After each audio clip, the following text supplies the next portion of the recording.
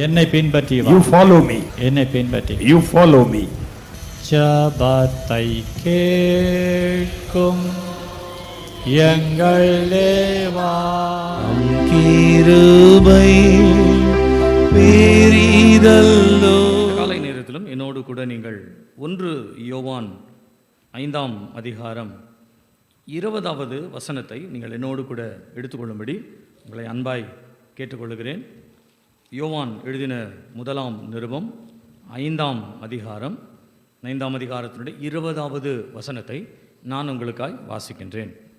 அன்றியும் நாம் சத்தியம் உள்ளவரை அறிந்து கொள்வதற்கு தேவனுடைய குமாரன் வந்து நமக்கு புத்தியை தந்தருளுகிறார் என்று அறிவோம். அவருடைய குமாரனாகிய இயேசு கிறிஸ்து எனப்பட்ட சத்தியம் உள்ளவருக்குள்ளும் இருக்கிறோம்.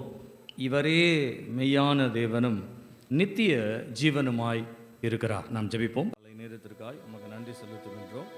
காலை ஆராதனையிலும் தேவதீர் எங்களோடு கூட பேசும்படிக்கு மெய்யான தேவனாகிய இயேசு கிறிஸ்துவை பற்றினதான சத்தியங்களை நாங்கள் கவனிக்கத்தக்கதாய் இந்த நாட்களிலே நீங்கள் எங்களோடு கூட பேசி வருகிற தயவுக்காய் உமக்கு நன்றி. உம்மை விளங்கி கொள்ளத்தக்கதாய் அவை நாங்கள் எந்த இடத்திலே உம்மை அறிவதிலே குறைவுபட்டிருக்கிறோமோ அவைகளிலே நாங்கள் இன்னும் கர்த்தாவே நாங்கள் சரியாய் நிலை நிற்கத்தக்கதாய் எங்களோடு கூட நீர் பேசுவீராக, எங்களை பலப்படுத்துவீராக. இயேசுவின் நாமத்தில் பிதாவே, ஆமென். கர்த்தருடைய நாமம் மகிமைப்படுவதாக. மெய் தேவனாகிய இயேசு என்கின்ற ஒரு தலைப்பின் கீழாக நாம் இயேசு கிறிஸ்து மெய்யான தேவன் என்பதை பற்றியும் தான் உண்மையான தேவன் என்பதை நானே அவர் என்று சொன்ன அவருடைய வாயிலிருந்து வந்த வார்த்தையின்படியாக நாம் அதை கவனித்து வருகின்றோம். நான் ஒரு 3 காரியங்களை சொல்லும்படியாய் நான் ஆரம்பித்தேன். அதில் 2 காரியங்களை கடந்த நாட்களிலே நாம் கவனித்தோம். முதலாவதாக ஒரு மெய்யான திருப்தி என்று சமாரிய ஸ்திரீயினிடத்திலே நீ தேடுகிற திருப்தி நானே, நீ தேடுகிற அந்த தெய்வீகத்தினுடைய திருப்தி நானே என்று சொல்லி சமாரிய ஸ்திரீயினிடத்திலே ஆண்டவர் பேசினதை குறித்து நாம் வாசித்தோம். இரண்டாவதாக நாம் கடந்த வாரத்திலே ஒரு மெய்யான தகுதி என்று சொல்லி ரட்சிப்பை பற்றி, மெய்யான ஒரு ரட்சிப்பை பற்றினதான காரியங்களை நாம் கவனித்தோம். இயேசு கிறிஸ்து தான் அந்த மெய்யானவர் என்பதிலும் அதை அறியாதவர்களுக்கு ஆண்டவர் சிலருக்கு தம்மை வெளிப்படுத்துகிற ஒரு வெளிப்பாட்டை பற்றியும் நாம் கவனித்தோம். இன்றைக்கு 3ஆவதாக கடைசியாக ஒரு காரியத்தை நாம் பார்த்து இந்த தலைப்பின் கீழாக இருக்கிற இவற்றை நாம் முடித்து அடுத்த வாரத்திலிருந்து நாம் வேறொரு காரியத்தையும் நாம் கவனிக்க கர்த்தர் நமக்கு உதவி செய்வாராக. நீங்கள் யோவான் எழுதின சுவிசேஷம் 13ஆம் அதிகாரம் 18வது 19வது வசனத்தை நீங்கள் என்னோடு கூட எடுத்துக்கொள்வீர்களானால், யோவான் எழுதின சுவிசேஷம் 13ஆம் அதிகாரம் 18 19 வசனங்களை வாசிப்பீர்களானால் வாசிங்க. எல்லாரையும் குறித்து நான் பேசவில்லை, நான் தெரிந்து கொண்டவர்களை அறிவேன். நான் தெரிந்து கொண்டவர்களை அறிவேன். ஆகிலும் வேத வாக்கியம் நிறைவேறத்தக்கதாக, வேத வாக்கியம் நிறைவேறத்தக்கதாக என்னுடனே அப்பம் புசிக்கிறவன் என்மேல் தன் குதிகாலை தூக்கினான். அது நடக்கும்போது நானே அவர் என்று நீங்கள் விசுவாசிக்கும் பொருட்டு, அது நடக்கும் பொழுது நானே அவர் என்று நீங்கள் விசுவாசிக்கும் பொருட்டு இப்பொழுது அது நடப்பதற்கு முன்னமே அதை உங்களுக்கு சொல்லுகிறேன். கர்த்தருடைய நாமம் மகிமைப்படுவதாக. நான் உங்களுக்கு ஏற்கனவே சொன்னது போல அநேக இடங்களிலே இயேசு கிறிஸ்து தம்மை பற்றி மற்றவர்களுக்கு நீங்கள் எந்த காரியத்தையும் சொல்ல வேண்டாம், நீங்கள் எதையும் வெளிப்படுத்த வேண்டாம் என்று சொல்லி மற்றவர்களுக்கு ஆண்டவர் அதை சொல்லுகிறார். ஆனால் ஒரு சில இடங்களிலே இயேசு கிறிஸ்து நானே அவர் என்பதை பிதாவினுடைய தன்மையையும், அந்த பிதாவினுடைய தன்மையை ஜனங்கள் எப்படி எதிர்பார்க்கிறார்களோ அந்த எதிர்பார்ப்பையும் இயேசு ஜனங்களிடத்தில் நேரடியாய் வெளிப்படுத்துகின்ற வெளிப்பாடை பற்றி தான் நாம் கவனித்து வருகின்றோம்.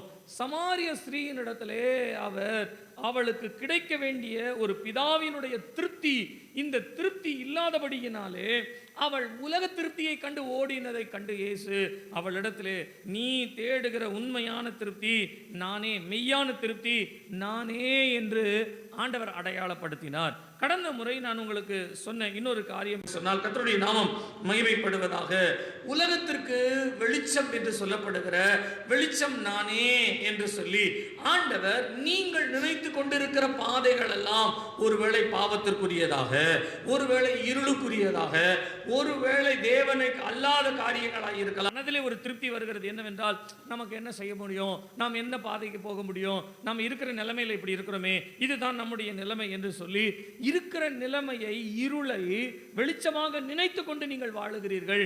ஆனால் இயேசு சொன்னார், நானே நீங்கள் தேடுகிற, நீங்கள் விரும்புகிற, நீங்கள் அறிய வேண்டிய ஒரு மெய்யான ஒளியாய் இருக்கிறேன் என்று தன்னை ஒரு மெய்யான ஒளியாய், அல்லது நானே அவர், நீங்கள் தேடுகிற உங்கள் வாழ்க்கையுடைய ரட்சிப்பின் தகுதிக்கு நீங்கள் இருக்கிற நிலை போதாது என்று நீங்கள் இன்னும் தேவனுக்குள்ளே தேவனை அறிய வேண்டும் என்பதற்காக நீங்கள் அறிய வேண்டியவர் நானே என்று சொன்னார். மூன்றாவதாக, நீங்கள் இந்த யோவான் 13ஆம் அதிகாரத்தை நீங்கள் வாசிக்கும் பொழுது உண்மையான ஒரு அல்லது மெய்யான ஒரு தீர்வை பற்றி சொல்லப்படுகின்றது. நீங்கள் விளங்கிக் கொள்வதற்காக நான் அந்த தலைப்பை மாத்திரம் நான் சொல்லுகிறேன். இயேசுதான் மெய்யான திருப்தி, a real satisfaction. இயேசு கிறிஸ்து தான் நம்மை ரட்சிப்பிற்குள்ளாய் கொண்டு வருகிற, தகுதிப்படுத்துகிற மெய்யான ஒரு தகுதி, சால்வேஷன். இயேசு கிறிஸ்து தான் நம்முடைய வாழ்க்கையிலே ஒரு மெய்யான தீர்வை கொடுக்கக்கூடிய ஒரு தீர்வு, சொல்யூஷன். கர்த்தருடைய நாமம் மகிமைப்படுவதாக.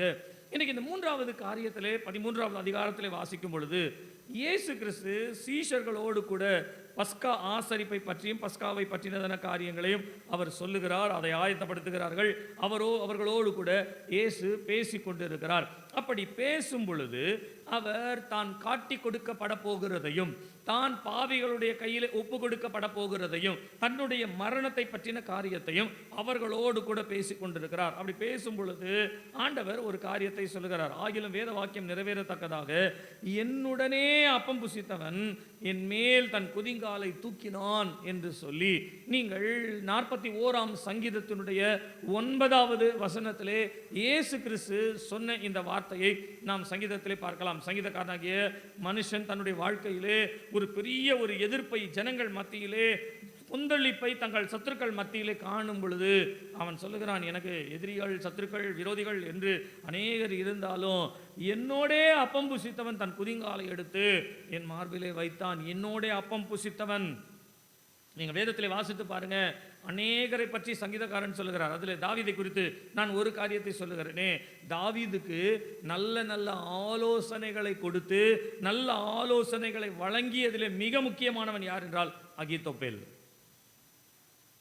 இந்த அகித்தோப்பேலை குறித்து சரித்திரம் என்ன சொல்லுகிறது என்று சொன்னால், தாவீதுக்கு நல்ல ஆலோசனைகளை கொடுப்பானாம். என்னென்ன காரியங்களை எப்படி செய்ய வேண்டும் என்கின்ற நல்ல ஆலோசனைகள். ஆனால் இந்த அகித்தோப்பேல் ஒரு நாள் அப்சலோமு கூட சேர்ந்து கொண்டு தாவீதை எதிர்த்து விட்டான்.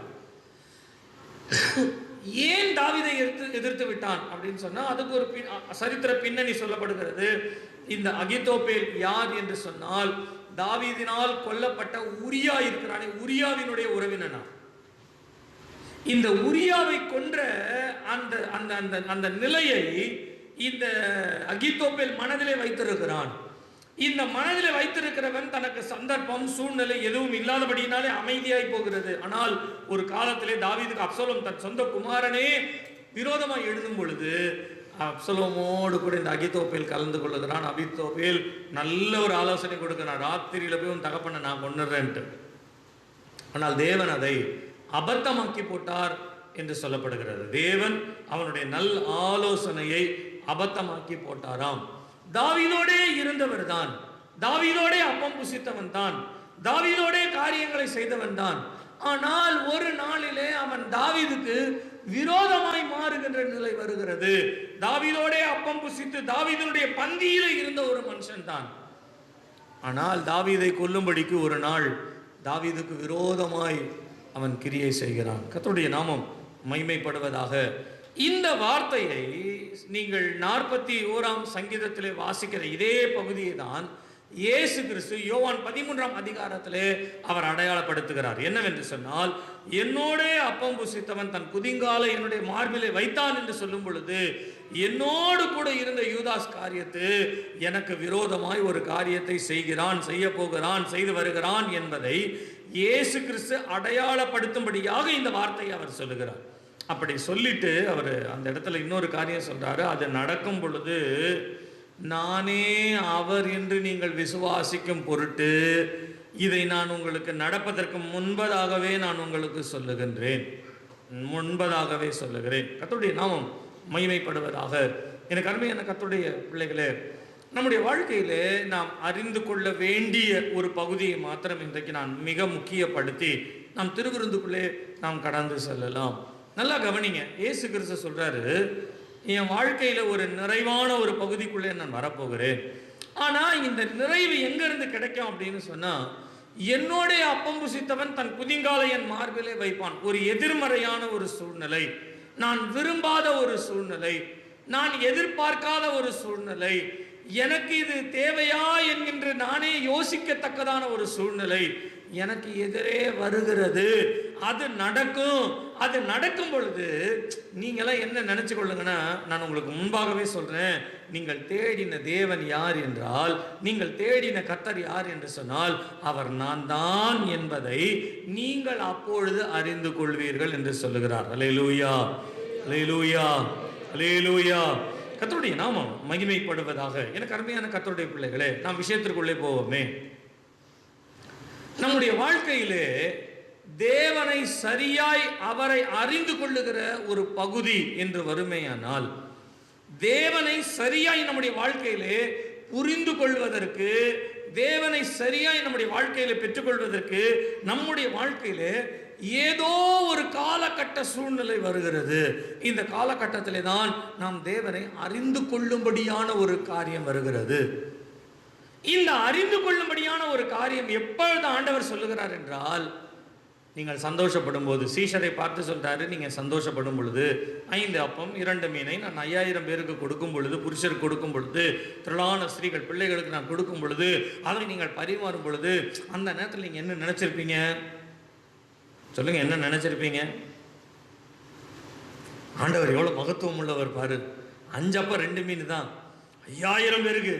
புருஷர்கள் மாத்திரம் 5000 பேர், மனைவி ஒரு 5000, பிள்ளைகள் 2 போட்டா அது ஒரு 10,000, ஏறக்குறை 22,000 பேருக்கு 5 அப்பம் 2 மீன் ஆண்டவர் கொடுக்கிறாருன்னு சொன்னா, ஓ இது மகத்துவம் உள்ளவா, தேவனுடைய மகிமை அல்லவா என்று சொல்லத்தக்கதாய் அற்புதங்களையும் அடையாளங்களையும் பார்க்கும் பொழுது, அதை என்ஜாய் பண்ணும் பொழுது இது தேவனுடைய மகிமை என்று சொல்லி, சில நேரங்களிலே அற்புதங்களையும் அடையாளங்களையும் உலகத்தில் கிடைக்கிற சந்தோஷங்களையும் மகிழ்ச்சிகளையும் இது தேவன் கொடுக்கிற பகுதி என்று, தேவனுக்குரியது என்பதை நாம் அறிந்திருக்கிறோம். ஆனால் தேவனுக்கு உரியதை அறிந்து கொள்வதை பார்க்கலாம், தேவனையே அறிந்து கொள்றதுக்கு ஆண்டவர் நமக்கு ஒரு வாய்ப்பு கொடுக்கிறார். எப்ப தெரியுங்களா?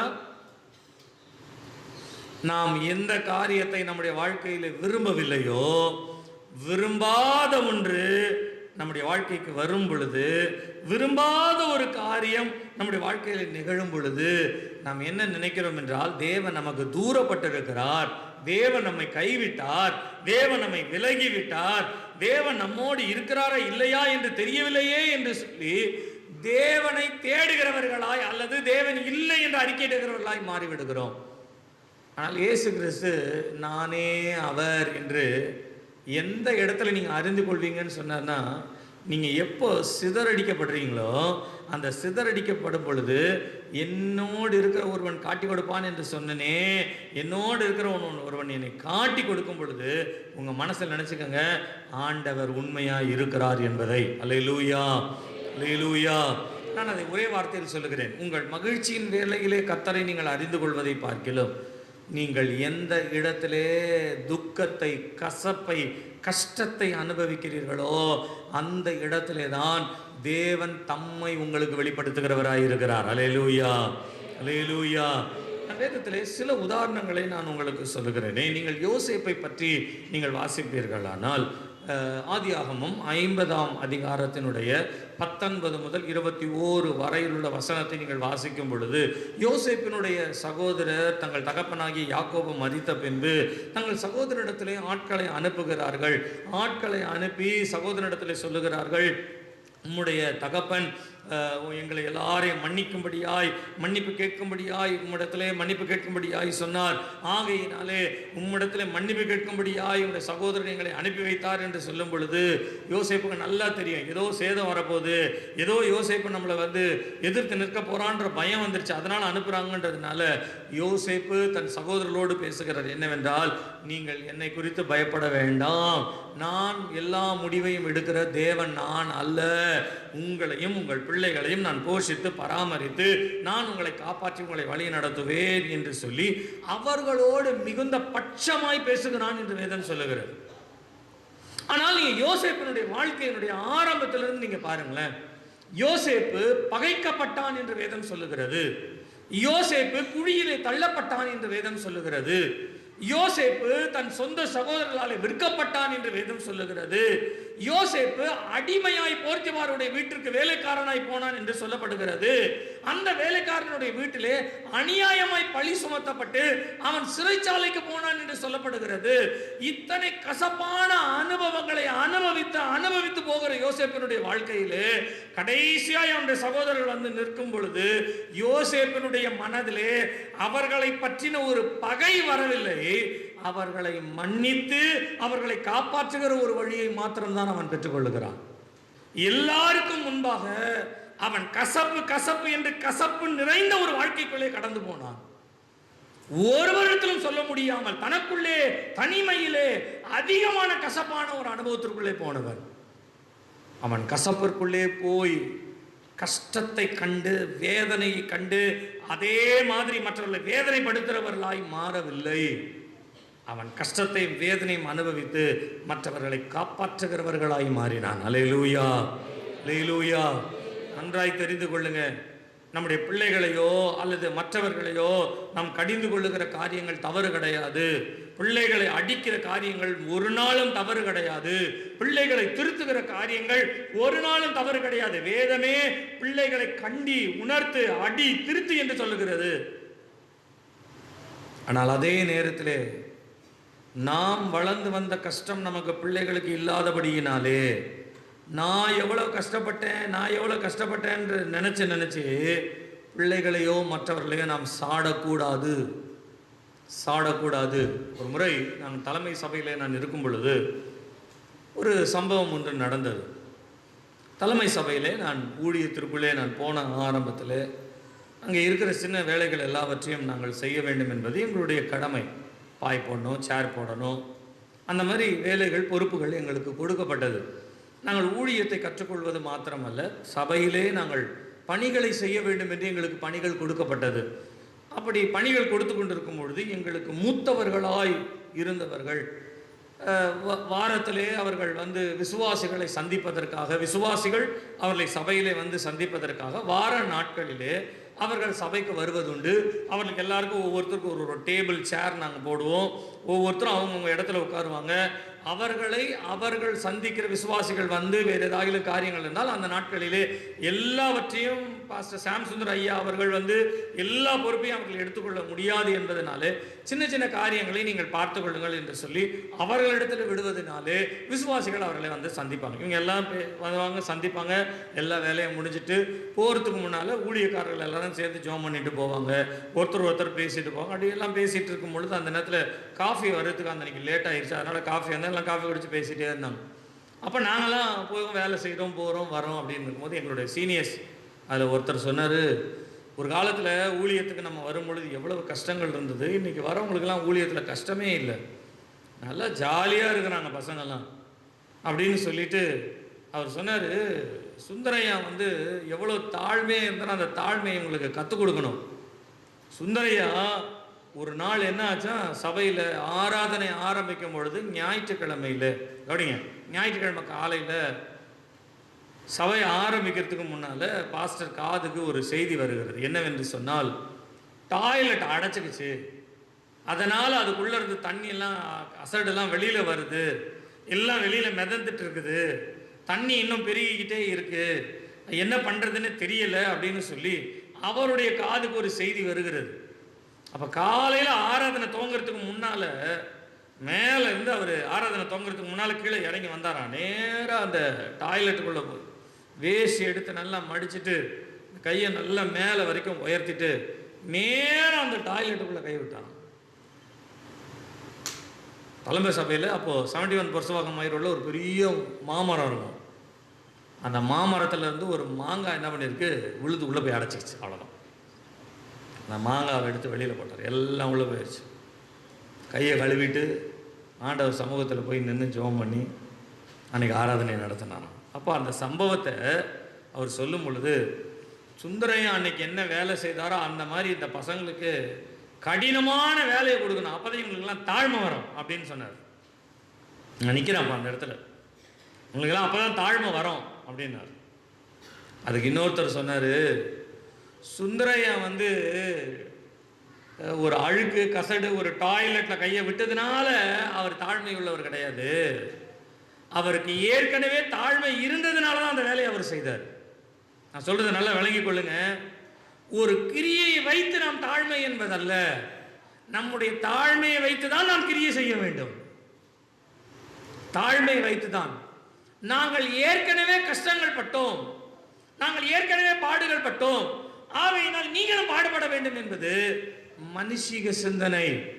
ஆனால் நாங்கள் கஷ்டப்பட்டோம் அல்லவா, நீங்கள் கஷ்டப்படக்கூடாது என்று சொல்லி அந்த கஷ்டத்திலிருந்து வருகிற சந்ததியை காப்பாற்றுகிற வேலை செய்கிறது. அதுதான் தேவனுடைய சந்ததி. அல்லேலூயா, அல்லேலூயா, அல்லேலூயா.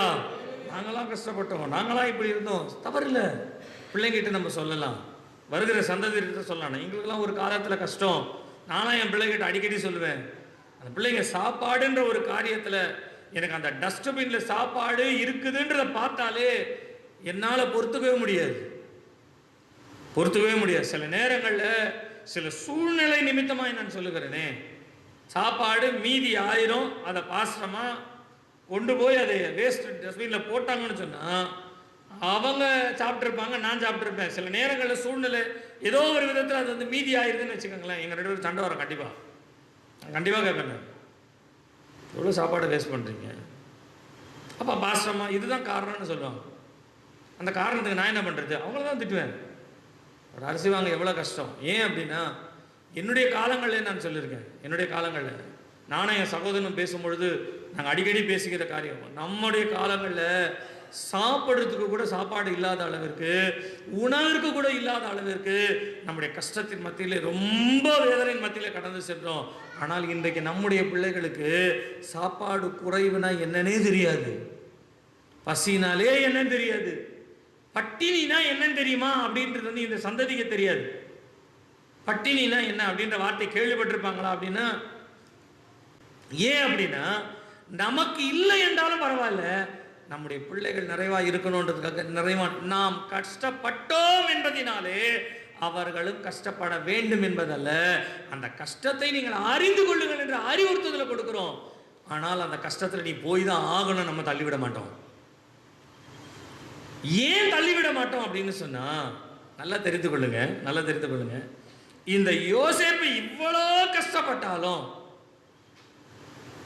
இவ்வளோ கஷ்டத்தின் மத்தியில் கடந்து சென்றாலும், தன் சகோதரர் வரும் பொழுது அந்த சகோதரருடைய வாழ்க்கையில எதையாகிலும் இவங்களை விடக்கூடாது அப்படின்னு நினைக்காத அளவுக்கு அவர்கள் எல்லாரையும் காப்பாற்றணும்ன்ற மனப்பான்மை ஏன் வந்தது தெரியுங்களா?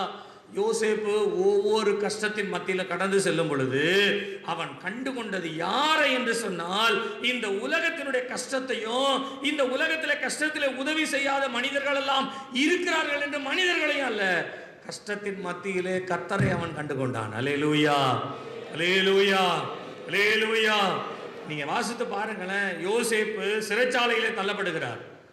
சிறைச்சாலையிலே தள்ளப்படும் பொழுது அந்த 39ஆம் அதிகாரம் கடைசியிலே வசனம் இப்படியே சொல்லுகிறது, யோசேப்போடே கூட கர்த்தர் இருந்தார். எங்க இருந்தாரு? அவன் மேல் கிருபை வைத்து. அதுக்கு முந்தின வசனம், யோசேப்பின் எஜமான் அவனை பிடித்து ராஜாவின் கட்டளையால் காவலில் வைக்கப்பட்டவர்கள் இருக்கும் சிறைச்சாலையிலே அவனை ஒப்புவித்தான். அப்போ சிறைச்சாலையிலே ஒப்புவித்தான். யோசேப்பு சிறைச்சாலையிலே இருக்கிறார், கஷ்டப்படுகிறார், தனிமையில் இருக்கிறார். அப்படி தனிமையில் இருக்கும் பொழுது அடுத்த வசனம் என்ன சொல்லுது? கர்த்தரோ யோசேப்போடே. அப்பனா பாருங்களேன், அவனுடைய கஷ்ட காலத்தில் யார் அவனோடு கூட இருந்தார் என்பதை யோசேப்பு கண்டுபிடிக்கிறார். இதை தான் இயேசு சொன்னார். நெருக்குதல் வரும் பொழுது, கஷ்டங்கள் வரும் பொழுது, நானே அவர் என்பதை நீங்கள் அறிந்து கொள்ளுவீர்கள். நான் தான் உங்களோடு இருக்கிறேன் என்பதை நீங்கள் அறிந்து கொள்ளுவீர்கள். இந்த அறிந்து கொள்ளுதல் எதை நமக்கு காட்டுகிறது என்று சொன்னால், நாம் கஷ்டப்பட்டோம் என்பதினாலே மற்றவர்களை கஷ்டப்படுத்துகிறவர்களாய் அல்ல, கஷ்டத்தின் மத்தியிலே கர்த்தர் என்னோடு இருக்கிறார் என்பதை சாட்சியாய் மாற்றுவதற்காக. அல்லேலூயா, அல்லேலூயா. சொல்லுகிறேன், இந்த நாட்களிலே நீங்கள் அநேக கஷ்டத்தின் மத்தியிலே கடந்து செல்லலாம். இந்த வருஷத்தினுடைய கடைசியிலே வந்திருக்கிறீர்கள். வேண்டுமென்றே உங்களை துக்கப்படுத்தும்படியாய், வேண்டுமென்றே உங்களை சஞ்சலப்படுத்தும்படியாய் நீங்கள் கர்த்தரை தேடுகிறபடியினால், அல்லது நீங்கள் கர்த்தருடைய நாமத்தின் நிமித்தம் நீங்கள் பொறுமையாய் இருக்கிறபடியினால், கர்த்தர் என்னோடு இருக்கிறாரே, நான் கோபப்படக்கூடாதே என்று சொல்லி கோபப்படாதபடிக்கு நீங்கள் உங்களை அடக்கிக் கொள்ளுகிறவர்களாய், உங்களை கர்த்தருக்குள்ளே ஆண்டு கொள்ளுகிறவர்களாய், நீங்கள் உங்களை காத்துக் கொள்ளுகிறவர்களாய் இருக்கும் பொழுது நீங்க அமைதியா இருக்க இருக்க இருக்க உலகம் முதுகு மேல ஏறி சவாரி பண்ண மாதிரியாய் உங்களுக்கு மேல ஏறதான் செய்யும். குனிய குனிய கொட்டிக்கிட்டே இருப்பாங்க. அதனால என்ன பண்ணோம், நிமிர்ந்து நெல், எழுந்து நெல் அப்படின்ற மாதிரிலாம் வரும் இல்லைங்களா? நான் வேதம் என்ன சொல்லுகிறதுனா, நீ குனியும் பொழுது, உன்னை கொட்டும் பொழுது, உனக்கு வலிக்குதுல, அந்த வலிக்கிற நேரத்தில் உன்னோடு கூட ஆண்டவர் இருக்கிறாருன்றத கவனி. உன் கூட ஆண்டவர் இருக்காரு. உன்னோட கூட இருக்கிற மனைவியோ புருஷனோ பிள்ளைகளோ கூட சில சந்தர்ப்ப சூழ்நிலத்தில் உதவி செய்ய முடியாது, அவர்களால் உதவ முடியாது. ஆனாலும் உன்னை இதுவரைக்கும் நடத்தி வந்த ஆண்டவர், உனக்கு உதவி செய்த ஆண்டவரை நீங்கள் நினச்சி பாருங்களேன். நீங்கள் எந்த பாதைகளெல்லாம் இந்த வருஷத்தினுடைய 2025 வருஷத்தினுடைய எல்லா பாதைகளையும் நினைத்து பாருங்களேன். நீங்கள் போன கஷ்டத்தின் மத்தியிலே, நீங்கள் போன வியாதியின் சூழ்நிலையிலே, நீங்கள் தனிமையாக்கப்பட்ட ஒரு சூழ்நிலையிலே, யாருமே உங்களுக்கு உதவ முடியாத சூழ்நிலையிலே, உங்களுக்கு வருகிற வலியை, உங்களுக்கு வருகிற வேதனை, உங்களுக்கு வருகிற கஷ்டத்தை, உங்களுக்கு வருகிற நஷ்டத்தை யாரும் சுமக்க முடியாமல் நீங்கள் மாத்திரமே தலையிலே சுமந்து கொண்டு, இவ்வளவுதான் என் வாழ்க்கையே போல இருக்கு அப்படின்னு வந்து நின்ன நிறைய அனுபவங்கள் இந்த வருஷத்துல நமக்கு உண்டு. இந்த காலை நேரத்தில் கர்த்தர் நம்மோடு கூட பேசுவாராக. நீங்கள் கடந்து வந்த அந்த அனுபவத்தின் மத்தியிலே நான் எப்படியெல்லாம் கஷ்டப்பட்டேன், யார் யாரெல்லாம் என்னை கைவிட்டார்கள், யார் யாரெல்லாம் எனக்கு விரோதமாய் பேசினார்கள், அதை விட்டுருங்க. நீங்கள் அதை யோசித்தீங்கன்னா உங்கள் மனதில் காழ்ப்புணர்ச்சி தான் அதிகமாயிட்டே போகும். நீங்கள் அதை விடுங்க. அதை விட்டுட்டு கொஞ்சம் யோசித்து பாருங்கள். நான் தனிமையாக இருக்கும் பொழுது என்னை சந்திக்க வந்தவர் ஒருவர் உண்டு. அல்லேலூயா, அல்லேலூயா. என்னை தொட்ட ஒருவர் உண்டு. அல்லேலூயா, அல்லேலூயா. என்னை பலவீனத்திலே தாங்கின ஒருவர் உண்டு. அல்லேலூயா. என்னை தேற்றின ஒருவர் உண்டு. அல்லேலூயா. என்னை தூக்கி எடுத்தவர் ஒருவர் உண்டு. அல்லேலூயா. என்னை பலப்படுத்தினவர் ஒருவர் உண்டு. அல்லேலூயா. நல்ல கரங்களை தட்டி கர்த்தரை சோதரிப்போம். நல்ல கரங்களை தட்டி கர்த்தரை சோதரிப்போம். என்னை தூக்கி எடுத்தார். நல்ல நல்ல நல்ல சத்தமா சொல்லுங்க. நான் வெறுமையா போயிருப்பேன்ப்பா, வெறுமையா போயிருப்பேன், சாட்சியே இல்லாம போயிருப்பேன். ஆனாலும் என்னை தூக்கி எடுத்த கர்த்தருடைய கரத்திற்காக இன்னைக்கு நன்றி செலுத்துகிறேன். கரங்களை உயர்த்தி சொல்லுங்க. குனிந்து தூக்கினீரே, பெரியவனா கீனீரே, உமது காருண்யத்தால் பெரியவனா கீனீரே, குனிந்து தூக்கினீரே, பெரியவனா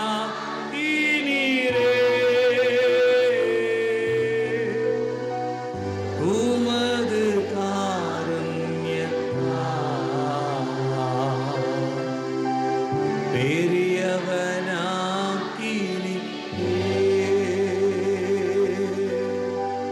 துயரத்தில் கூப்பிட்டே, உதவிக்காய் கதறினே, அழுகுரல் கேட்டீரையா. துயரத்தில் கூப்பிட்டே, உதவிக்காய் கதறினேன், அழுகுரல் கேட்டீரையா. குனிந்து தூக்கினீ, பெரியவனாக்கினீ, உமது காருண்யத்தால். குனிந்து தூக்கினீ, பெரியவனாக்கினீ, உமது காருண்யத்தால். குனிந்து தூக்கினீரே, பெரியவனாக்கினீ.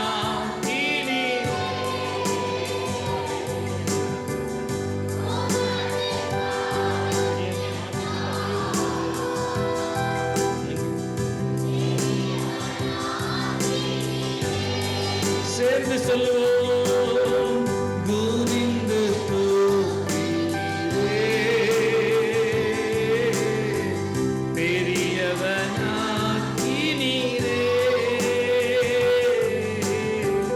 உமது காருண்யத்தால். பெரியவனாக்கினீரே. சேர்ந்து சொல்லுவோம். நான் நம்பும் கேடகம், விடுவிக்கும் தெய்வம், நீர்தான் நீர்தானையா. நான் நம்பும் கேடகம், விடுவிக்கும் தெய்வம், நீர்தான் நீர்தானையா.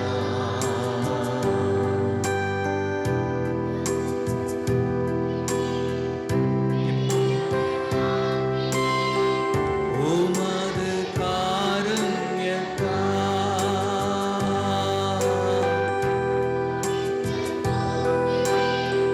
பெரியவன்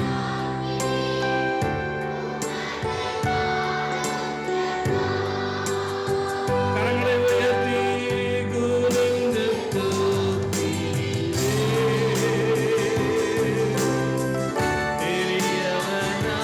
பெரியவனாக்கினீரே, உமது காருண்யத்தால். பெரியவனாக்கினீரே,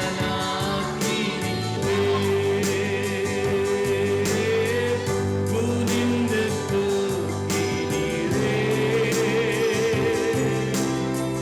பெரியவனாக்கினீரே,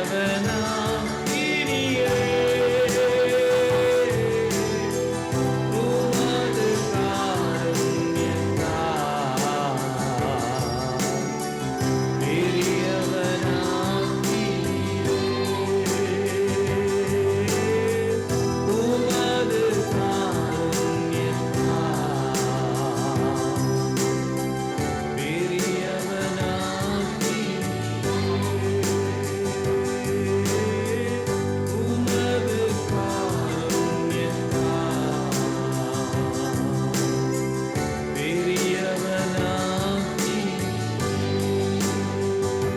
கரங்களை உயர்த்தி சொல்லுங்க. ஆண்டவரே, இந்த வருஷத்துல எத்தனையோ காரியங்களை, கசப்பான அனுபவங்களை நான் கடந்து வர உதவி செய்தேன். அந்த கசப்பு ஒரு நாளும் என்னை கசப்பாக்கி விடாதபடிக்கு, அந்த கசப்பான அனுபவத்திற்குள்ளே ஒரு இனிமையான ஒரு சமூகத்தை காணும்படிக்கு நீர் பாராட்டின தயவுக்காக ஸ்தோத்திரம். நீர் பாராட்டின இரக்கங்களுக்காய் ஸ்தோத்திரம். நீர் உதவி செய்த உதவிக்காய் ஸ்தோத்திரம். இந்த வருஷத்திலே நீர் பாராட்டின இரக்கங்களுக்காய் உமக்கு நன்றி செலுத்துகிறேன் ஆண்டவரே. உமக்கு நன்றி செலுத்துகிறேன் ஆண்டவரே. என்னை தூக்கி எடுத்த கரத்திற்காய் நன்றி செலுத்துகிறேன் என்று கரங்களை தட்டி கர்த்தரை ஸ்தோத்திரிப்போம். கரங்களை தட்டி கர்த்தரை ஸ்தோத்திரிப்போம். எல்லாரும் கரங்களை தட்டி கர்த்தரை ஸ்தோத்திரிப்போம். ஹல்லேலூயா, ஹல்லேலூயா.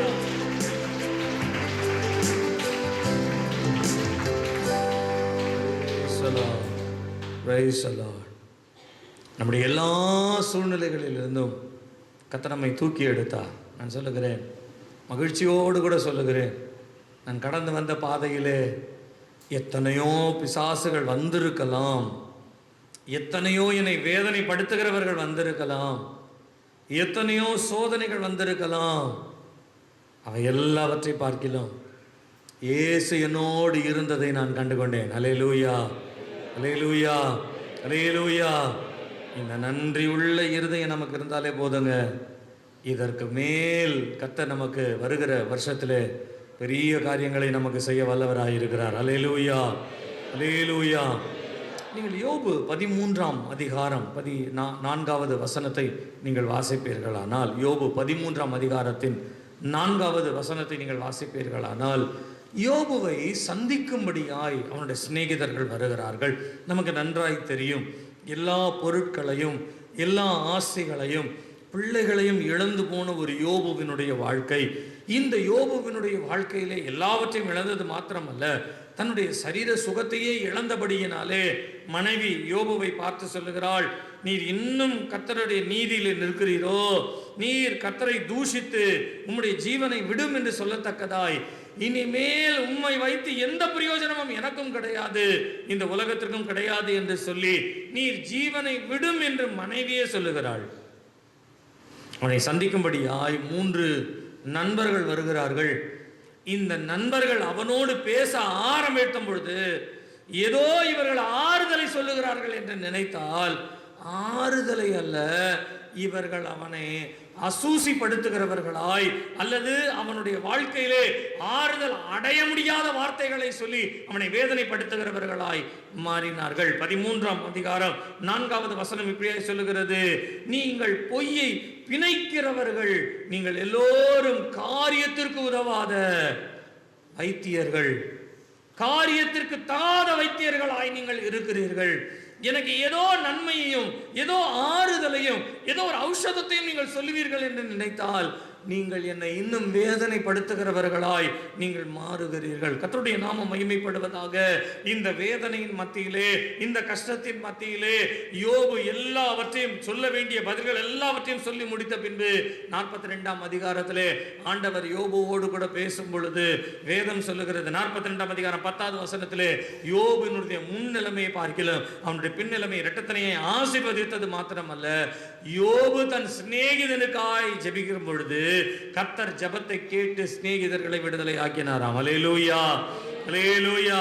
நீ அங்க யோசேப்பை வாசிக்கும் பொழுது அவனுடைய கசப்பான அனுபவத்திலே கசப்பை அவன் கொடுக்காதபடிக்கு அதற்கு ஒரு நல்ல பதிலை கொடுத்ததை போல யோபுனுடைய வாழ்க்கையில என்னை குறித்து நீங்க என்னென்னலாம் பேசுனீங்கப்பா, என்னென்னலாம் சொன்னீங்க, அனுபவிங்க அப்படின்னு சொல்லாதபடிக்கு தன் சிநேகிதருக்காக அவன் ஜெபித்தானாம்.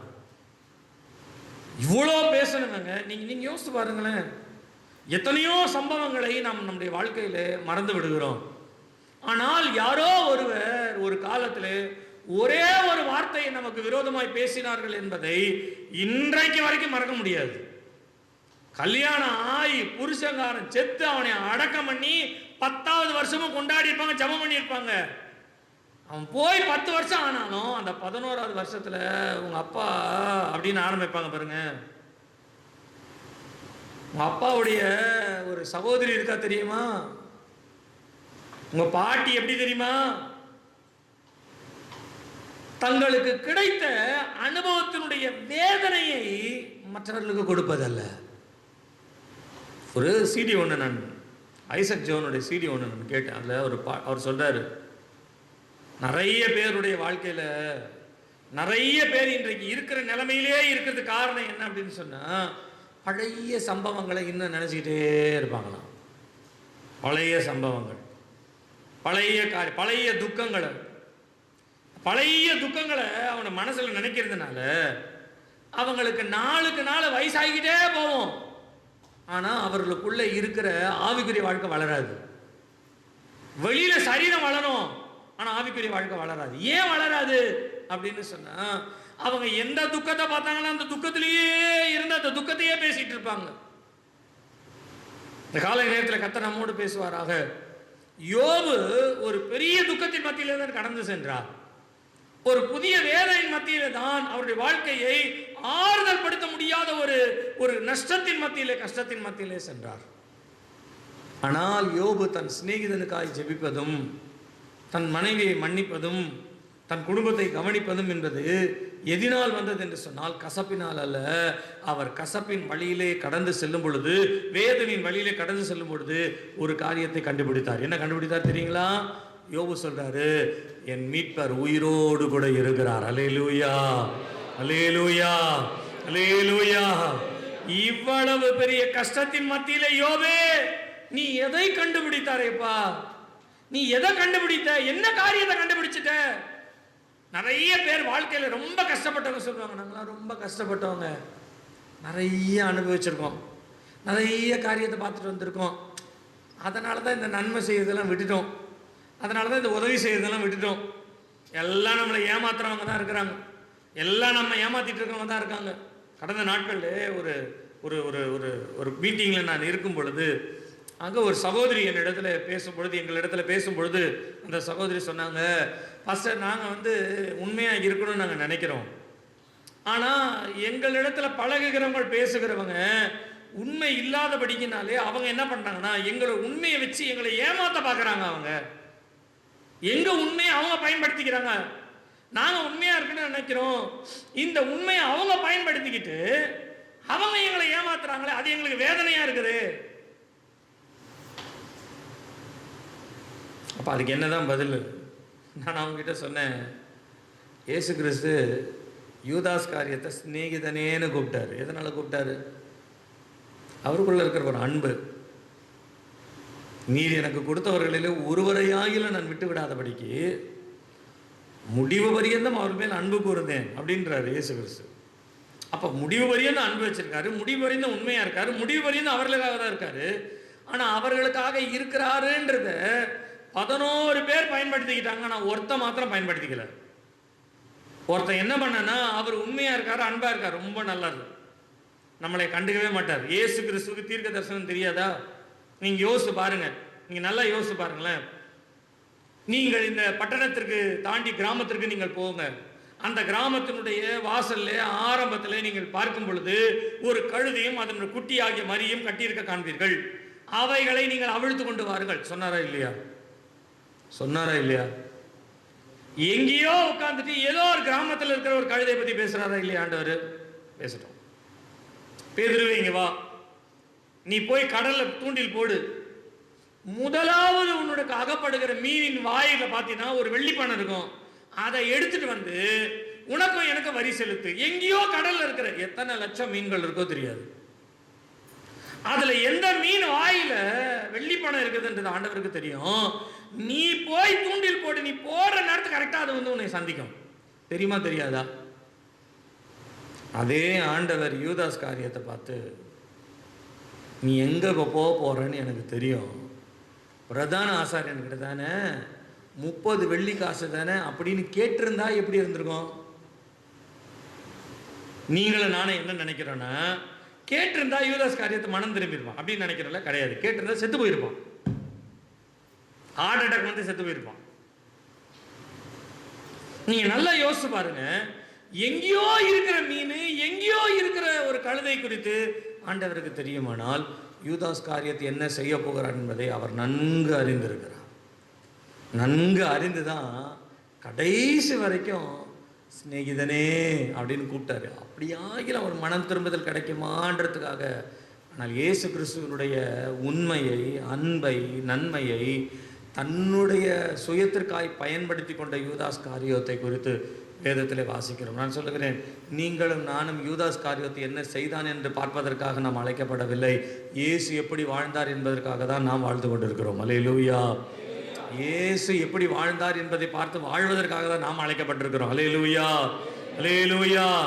ஆகையினால் நம்மை வைத்துக்கொண்டு இந்த உலகத்திலே அநேகர் ஆயிரங்களையும் அநேக காரியங்களையும் நம்மை தள்ளிவிட்டு அவர்கள் சந்தோஷமான வாழ்வை பெற்றுக்கொள்வதற்கு எந்த முயற்சி எடுத்து அவர்கள் அதை பழித்தாலும் ஜெயித்தாலும் பரவாயில்லை. எல்லா தாழ்மையோடு சொல்லுகிறேன், அவர்கள் உலகத்திலே ஜெயித்து விட்டார்கள் என்று சொல்லி நினைக்கிறார்கள். ஆனால் உலகத்திலே நாம் விழுந்து விட்டோம் என்று சொல்லி கலங்குகிறோம். அந்த கலக்கத்தின் மத்தியில் யோபு சொல்லுகிறார், இந்த கலக்கத்தில், இந்த வேதனையில், இந்த சோதனையில், இந்த கஷ்டத்தில் வேலைக்காரனை கூப்பிடும் பொழுது கூட அசட்டை பண்ணிவிட்டு செல்லுகின்ற ஒரு வேலைக்காரன் எனக்கு இருக்கிறான். அந்த அசட்டையின் மத்தியிலும் ஒரு காரியத்தை சரியாக நான் கண்டுபிடிச்சிட்டேன், ஒரு காரியத்தை உண்மையாக நான் கண்டுபிடிச்சேன். எதை என்று சொன்னால், என்னை அழைத்த என்னுடைய மீட்பர் உயிரோடு கூட இருக்கிறார். அல்லேலூயா. அவரை இந்த கண்களாலே காண்பேன், அந்நிய கண்கள் அல்ல, என் கண்களே அவரை காணும். அல்லேலூயா, அல்லேலூயா. நான் சொல்லுகிறேன், நீங்கள் கடந்து வந்த பாதையில் எத்தனையோ பேர் உங்களை வேதனைப்படுத்தினாங்க, எத்தனையோ பேர் வேதனைப்படுத்தினாங்க. வேதனைப்படுத்துறத மனசில் வச்சுக்காதீங்க.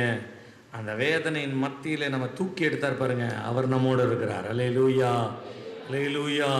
நீங்கள் 2 ராஜாக்கள் 19ஆம் அதிகாரத்தை வாசிக்கும் பொழுது, எசேக்கியா ராஜாவிற்கு விரோதமாய் ஒரு பெரிய சனகரிப்பினுடைய ஒரு பெரிய அசீரிய படைகளே வந்ததாம்.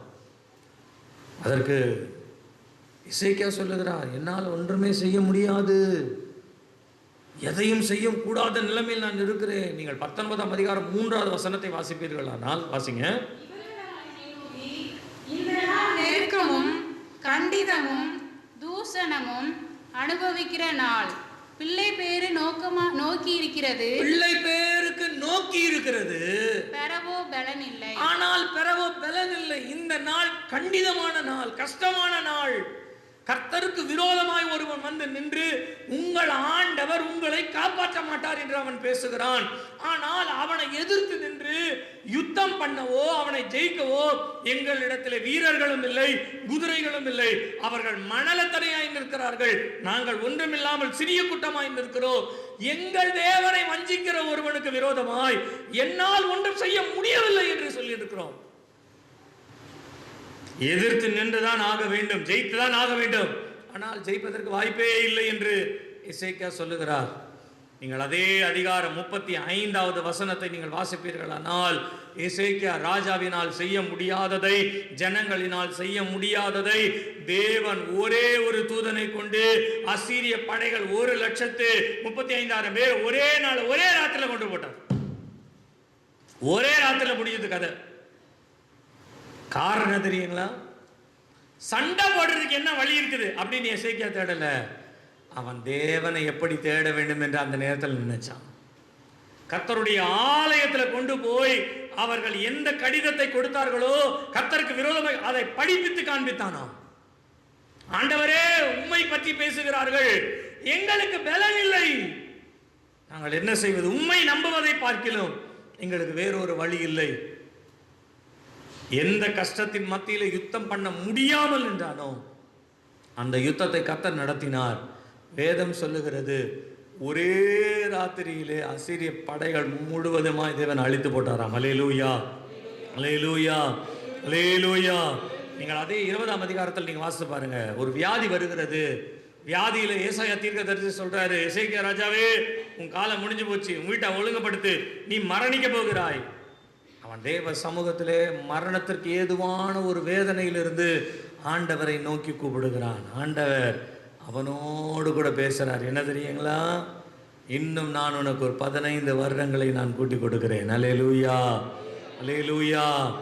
எந்த வாயினாலே ஆண்டவர் சொன்னாரோ அதே வாயினாலே சொன்னார், நீ பிழைப்பாய். காலை நேரத்தில் ஆண்டவர் உங்களோடு பேசுவாராக. எத்தனையோ பேர் உங்களோட வாழ்க்கையில் நீங்கள் வந்து இருக்கிற பாதைகளில் இனிமேலும் நம்ம வாழணுமா அப்படின்ற ஒரு கேள்வி நமக்குள்ளே இருக்கிறது. இனிமேலும் வாழ்ந்து நம்ம என்ன பண்ண போகிறோம் அப்படின்ற ஒரு கேள்வி நமக்குள்ளே இருக்கிறது. இனிமேலும் எதை செய்து இந்த உலகத்தில் எதை சாதிக்க போகிறோம்? எல்லாம் போய்விட்டது, எல்லா மான மரியாதைகள் எல்லாம் போய்விட்டது. இனிமேல் நான் வாழ்ந்து நான் என்ன செய்வது? பேசாம செத்துருவோமா அப்படின்னு ராத்திரி நேரங்களிலே வீட்டிலே படுத்திருக்கிறவர்கள் மத்தியிலே ஒரே ஒரு ஆளாய் நீங்கள் விழித்துக் கொண்டு உங்கள் மனதிலே பேசாம எங்கேயாவது போய் செத்துருவோமா, ஏதாவது எங்கேயாவது ஓடி போய் செத்துருவோமா? காலை நேரத்தில் கர்த்தர் உங்களோடு பேசுவாராக. உனக்கு பலன் இல்லை என்று கர்த்தருக்கு தெரியும். சகோதரி சகோதரியே, உன் பலவீனத்திலே உனக்கு ஒரு பலத்தை கொடுப்பதற்காக தான். நீ பலவீனத்திலே உன் எதிரியையோ உன் சூழ்நிலையோ உனக்கு இருக்கிற நெருக்கங்களையோ கண்டிதத்தையோ நீ பார்க்காதே. இவைகளின் மத்தியிலே உன்னோடு கூட ஒருவர் இருக்கிறார். அவர் இன்னைக்கு காலையில் சொல்றாரு, ஒன்றும் பயப்படாத, நானே அவர். உன்னுடைய வாழ்க்கைக்கு ஒரு தீர்வை கொடுப்பதற்காக, உன்னோடு கூட இருப்பதற்கு நானே அவர் உன்னோடு இருக்கிறேன். அல்லேலூயா, அல்லேலூயா, அல்லேலூயா. நீங்கள் 2 நாளாகமும் 20ஆம் அதிகாரம் 12வது வசனத்தை வாசிப்பீர்களானால், யோசபாத்திற்கு இதே போல மணலத்தனையாய் திரளான ராஜாக்கள் எல்லாம் சேர்ந்து மணலத்தனையான ஒரு பெரிய படையோடு கூட வருகிறார்கள். யோசபாத்துக்கு ஒன்றையுமே செய்ய முடியலை. யோசபாத்தில் 12வது வசனத்தில் இப்படியாய் சொல்லுகிறார், வாசிங்க. நீங்கள் தேவனே, அவர்களை நீ நியாயம் தீர்க்க மாட்டீரோ? எங்களுக்கு விரோதமாக வந்த இந்த ஏராளமான கூட்டத்திற்கு முன்பாக, எங்களுக்கு விரோதமாய் வந்த இந்த ஏராளமான கூட்டத்திற்கு முன்பாக நிற்க எங்களுக்கு பலன் இல்லை. முதலாவது அவர் சொல்றார் பாருங்க, எங்களுக்கு பலன் இல்லை. We have no strength to stand before them. அவர்களுக்கு முன்பாக நான் நிற்பதற்கு எங்களுக்கு திராணி இல்லாமல் இருக்கிறோம். பலன் ஏனென்றால் அது மணலத்தனையா இருக்கிறது. தந்திரங்களும் வைராக்கியங்களும் குரோதங்களும் விரோதங்களும் எல்லாவற்றையும் சேர்ந்து ஆயுதமாய் நிற்கிறது.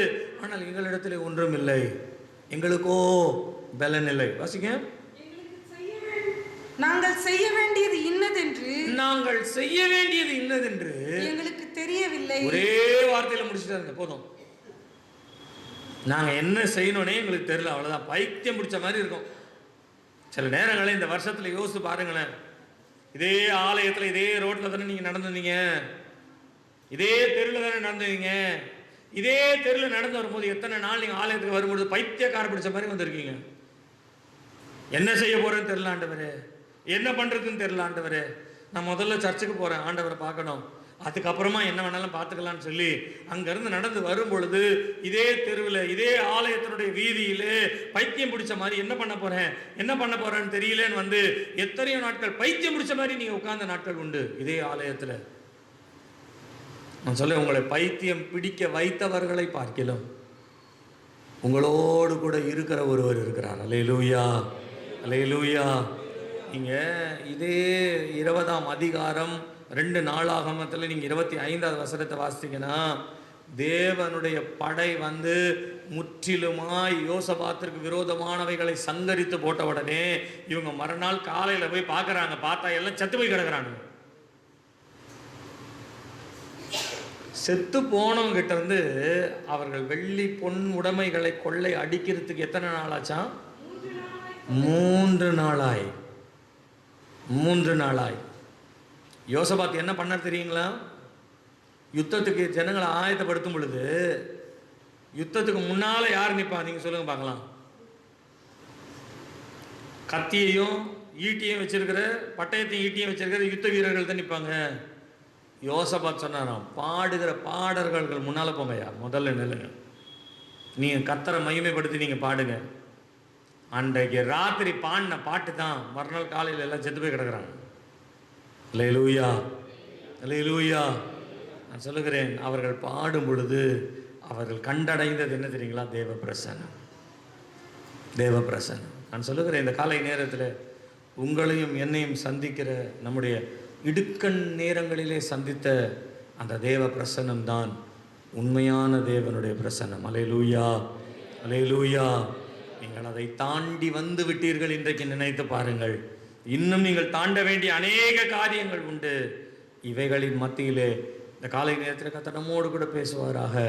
நீ கடந்து வந்த ஒவ்வொரு கஷ்டத்தின் பாதையும், என் மகனே, என் மகளே, நீ கடந்து வந்த பாதை, இன்றைக்கு நீ கடந்து கொண்டிருக்கிற பாதை, இன்றைக்கு நீ வேதனைப்பட்டு கொண்டிருக்கிற வாழ்க்கை, இன்றைக்கு காலையிலே வரும் பொழுது இதே ஆலயத்திற்கு, இதே சமூகத்திற்கு எத்தனை முறை தேவ சமூகத்தில் நின்றிருக்கிறோம், ஆனாலும் வழி இல்லை என்று சொல்லி இதே ஆலயத்தில் வரும் பொழுது நினைத்ததுண்டு. நீ கர்த்தர் உங்களோடு பேசுகிறார். நீ கஷ்டத்தில் போகும்பொழுது உன் கஷ்டத்தை பார்க்காத, உன் சரீரத்தோட வேதனையை பார்க்காத, வலியை பார்க்காத, துக்கத்தை பார்க்காத, என்ன மாத்திரம் நீ பாரு. அல்லேலூயா. உனக்கு உதவி செய்யும்படியாய், தீர்வு செய்யும்படியாய் உன்னோடு இருக்கிற தேவன் நானே. அல்லேலூயா, அல்லேலூயா, அல்லேலூயா. இந்த காலை நேரத்தில் ஆண்டவர் நம்மோடு கூட பேசுவாராக. எனக்கு அருமையான கர்த்தருடைய பிள்ளைகளே, யோசேப்பாக இருந்தாலும், யோபுவாக இருந்தாலும், அது யோசபாத்தாக இருந்தாலும் சரி, எசேக்கியா ராஜாவாக இருந்தாலும், தங்கள் வாழ்க்கையிலே கஷ்டம் வரும் பொழுது தான் அந்த நேரத்திலே அவர்கள் கர்த்தரை நினைத்தார்களாம். இன்றைக்கு சொல்லுகிறேன், நீங்கள் கஷ்டத்தின் பாதையில் இந்த வருஷத்தை நீங்கள் கடக்க வேண்டுமானால், இந்த பாதையை நீங்கள் கடந்து போக வேண்டுமானால், ஒன்றே ஒன்றை நினச்சிக்கோங்க, உங்களை யார் பேசினாங்க, உங்களை யார் எதிர்த்தாங்க, உங்களுக்கு விரோதமாக என்ன சொன்னாங்க. சிலர்லாம் மற்றவங்க பேசுறது என்ன விரோதமாக பேசுகிறாங்கன்றத காது கொடுத்து கேட்கறதுல ரொம்ப கவனமாக இருப்பாங்க. அப்படி என்னதான் பேசுகிறாங்க நம்மளை பற்றி பார்க்கணும். அதுக்கப்புறம் அந்த வார்த்தையை கேட்ட உடனே அப்படியே உள்ளுக்குள்ளே பொங்கும், உள்ளுக்குள்ளே எழும்பும், உள்ளுக்குள்ளே அது பெரிய ஒரு தாக்கத்தை உண்டாக்கும். நான் சொல்ல, மனுஷனுடைய வார்த்தையை கேட்காதீங்க. நீங்கள் அப்படியே ஒரு நிமிஷம் கண்ணை மூடி பாருங்களேன், உங்கள் பக்கத்தில் ஆண்டவர் இருக்கிறது தெரியும், ஆண்டவர் இருக்கிறது தெரியும். நான் சொல்லுகிறேன், உலகம் காணாத ஒன்றை நீங்கள் காண்பீர்கள், உலகம் அறியாத ஒருவரை நீங்கள் அறிவீர்கள். நான் உங்களை திக்கற்றவர்களாய் விடேன், உங்களிடத்தில் நான் வருவேன் என்று சொன்னார். அல்லேலூயா, அல்லேலூயா, அல்லேலூயா. காலை நேரத்தில் எத்தனை பேர் உண்மையாய் நீங்கள் விசுவாசிப்பீங்க, ஆண்டவரே என்னுடைய கஷ்டத்தில் எல்லாவற்றிலும் நீர் தான் இருந்தீர், என்னுடைய துக்கத்தில் எல்லாவற்றிலும் நீர் தான் இருந்தீர், இந்த வருஷம் முழுவதும் நீர் தான் இருந்தீர். உம்முடைய உண்மையான மெய்யான ஒரு தீர்வு என்ன என் வாழ்க்கையில் ஒரு மெய்யான ஒரு தீர்வு கிடைக்கணும்னா அது உம்மிடத்தில் தான் இருக்கிறது. அதை பெற்றுக்கொள்ளும்படியாய் தான் வந்திருக்கிறேன். நம்ம எல்லோரும் எழுந்து நிற்போமா? எல்லோரும் எழுந்து நிற்போம். ஒரு 5-10 நிமிஷம் நம்ம தேவ சமூகத்தில் நாம் ஜெபித்து நம்முடைய நேரத்தை கொஞ்ச நேரம் ஜெபத்தில் செலவு பண்ணிவிட்டு நாம் திருவிருந்துக்குள்ளே நாம் கடந்து போக போகிறோம். ஹல்லேலூயா, ஹல்லேலூயா. எல்லாருமா எழும்பி நின்று நல்ல சத்தத்தை உயர்த்தி இன்றைக்கு தேவனுடைய தீர்வு, தேவனுடைய காரியம் என்ன அப்படின்றத நாம் அறிந்து கொள்ளத்தக்கதாய், நாம் புரிந்து கொள்ளத்தக்கதாய் எல்லாரும் எழும்பி நின்று நம்ம ஜெபிக்க போகிறோம். எல்லாரும் எழும்பி நிற்போமா? எல்லாரும் எழும்பி நிற்போமா? நான் சொல்கிறேன், இன்னைக்கு கர்த்தர் உங்களுக்கு ஒரு தீர்வு கொடுக்க போகிறார். இதுவரையில் நீங்கள் பொய்யான காரியங்கள் அல்லது மாயையான அல்லது ஏதோ ஒரு மன திருப்திக்கான காரியங்கள் வச்சுக்கோமே, பொய் கூட வேண்டாம், ஏதோ ஒரு மன திருப்திக்கு எதையோ நினச்சி நம்ம சரின்னு போனோம். நான் சொல்கிறேன், அந்த மாதிரி ஒரு மாயையாய் மன திருப்தியாய் ஆண்டவர் உங்களை அனுப்பி வைக்கிறது இல்லை. பரவாயில்ல பார்த்துக்கலாம், வார்த்தை பார்த்துக்கலாம், வரலாம் பார்த்துக்கலாம் அப்படின்னு ஆண்டவர் உங்களை அனுப்பி வைக்க போகிறதில்லை. இன்றைக்கி ஆண்டவர் எப்படி அனுப்ப போகிறார் தெரியுங்களா? You should get a solution. உங்களுக்கு ஒரு சொல்யூஷன் கொடுக்க போகிறார். நீங்கள் ஒரு தீர்வை பெற்றுக்கொள்ள போகிறீங்க. உங்களுக்கு ஒரு தீர்வு கிடைக்க போகுது, உங்களுக்கு ஒரு பதில் கிடைக்க போகுது. நீங்கள் ஒரு பதிலோடு தான் இந்த இடத்த விட்டு போகணும். ஏன் என்று சொன்னால், நீங்களும் நானும் ஆராதிக்கிற தேவன் மெய்யானவர். நீ ஏன் கஷ்டத்திற்குள்ளாய் கடந்து போனாய்? நீ ஏன் துக்கப்படும்படியாய் கர்த்தர் உன்னை அனுமதித்தார்?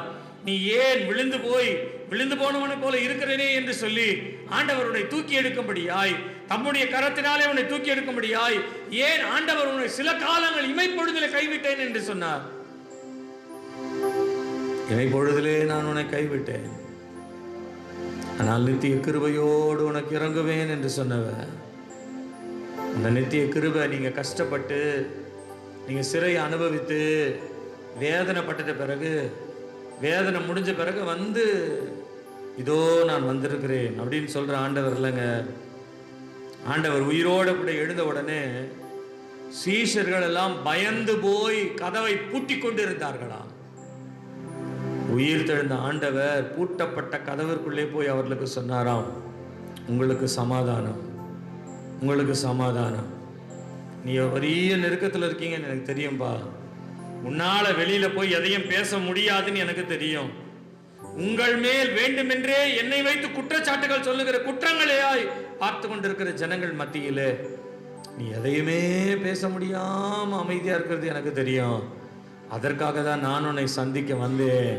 உங்களுக்கு சமாதானம் உண்டாவதாக என்று பரிசுத்த ஆவியினுடைய பலத்தை அவர்களுக்குள்ளே தேவன் கொடுத்த பின்பு அவர்களை ஒருவரும் தடுத்து நிறுத்த முடியாதபடிக்கு உலகத்தை தலைகளாய் மாற்றுகிறவர்கள் இங்கேயும் வந்துவிட்டார்கள் என்று சொல்லத்தக்கதாய் அவர்களுக்கு கிறிஸ்தவர்கள் என்று பெயர் வைத்து அவர்களை கண்டு ராஜ்யங்கள் பயந்ததாம், ராஜாக்கள் பயந்தார்களாம், அதிகாரிகள் பயந்தார்கள், மந்திரவாதிகள் பயந்தார்கள், பில்லி சூனியக்காரர்கள் பயந்தார்கள். தங்களுடைய மந்திர புத்தகங்கள் எல்லாம் எரித்துவிட்டு இயேசுவை பின்பற்றும்படியாய் வந்த அந்த அப்போஸ்தலருடைய நாட்களிலே அவருடைய உபத்திரவத்தின் மத்தியிலே எந்த தேவ ஆவியானவர்களை பலப்படுத்தினாரோ அதே ஆவியானவர் இன்றைக்கு நம்மோடு கூட இருக்கிறார். உன்னை பட்சிக்க நினைத்தவர்கள் மத்தியிலே, உன்னை பட்சித்து நீ நொறுங்குண்டு போக வேண்டும் என்று நினைத்தவர்கள் மத்தியிலே நான் உன்னோடு கூட இருந்து உன்னை பலப்படுத்துகிற தேவனாய் இருக்கிறேன். I am with you, I am with you my child. உடைய சமூகத்தில் எங்களை ஒப்பு கொடுக்கிறோம் ஆண்டவரே. நாங்கள் கடந்த அந்த வேதனையான பாதைகள் மத்தியில் எங்கள் வேதனையெல்லாம் மறக்கத்தக்கதாய் யோசேப்பு சொன்னதை போல என் துக்கத்தையும் என் தகப்பன் வீட்டையும் மறக்க பண்ணினபடியினால் என் தேவனை மறக்க பண்ணினார். என் தேவனோடு கூட இருந்தவைகளை மறக்க பண்ணினார். அந்த மறக்க பண்ணின தேவனுக்கு நன்றி செலுத்துகிறோம். உடைய கிருபை மாத்திரம் எங்களுக்கு தந்து நடத்துவீரா. ஒரு பாதத்தில் ஒப்பு கொடுக்கிறோம். இயேசுவின் நாமத்தில் பிதாவே. ஆமென், ஆமென், ஆமென். என்னை பின்பற்றி வா. You follow me. என்னை பின்பற்றி You follow me. ஜபத்தை கேட்கும் எங்கள் தேவா.